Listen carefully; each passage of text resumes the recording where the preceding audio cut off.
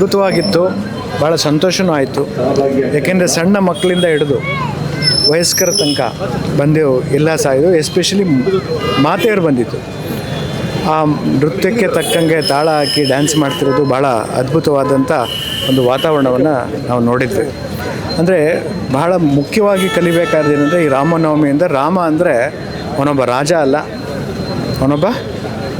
ಅಲ್ಲ, ಅವನೊಬ್ಬ ದೇವರು ಅಲ್ಲ, ಅವನೊಬ್ಬ ನಮ್ಮ ದೇಹದಲ್ಲಿರುವಂಥ, ನಮ್ಮ ಹೃದಯದ ಭಾಗದಲ್ಲಿರುವಂಥ ಒಬ್ಬ ಆತ್ಮ ಅಂತ ಅಂದ್ಕೋಬೇಕಾಗ್ತದೆ.